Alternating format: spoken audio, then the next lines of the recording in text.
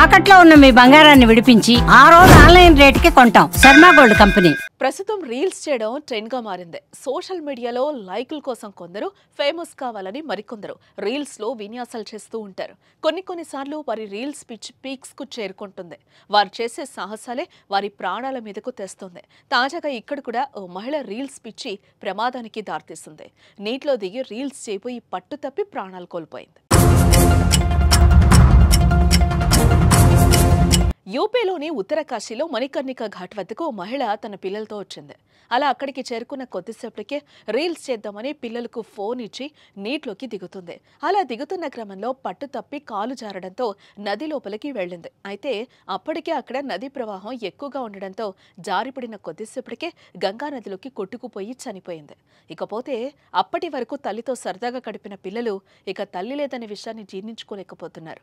తల్లి నీటి ప్రవాహానికి కొట్టుకుపోతుంటే మమ్మీ అంటూ వారు పిలుపులు సోషల్ మీడియాలో వైరల్గా మారాయి. రీల్స్ టిక్ టాక్ చేయడం తప్పేం కాదు, కానీ అది శృతి మించనంత వరకే. ఇలా విన్యాసాలు చేస్తూ ప్రమాదకర ఘటనా స్థలంలో రీల్స్ చేస్తూ ప్రాణాలు కోల్పోతున్న ఘటనలు, రీల్స్ మోజులో హద్దులు దాటే వారికి ఓ గుణపాఠం కావాలి. ఇప్పటికైనా రీల్స్ చేసేటప్పుడు కొంచెం ఆలోచించి చెయ్యండి. మీకోసం మీ కుటుంబం ఎదురు చూస్తుందంటూ ఈ వీడియో చూసిన కొందరు కామెంట్స్ చేస్తున్నారు. ఇక ఈ వీడియోపై మీ అభిప్రాయాన్ని కామెంట్ రూపంలో తెలియజేయండి.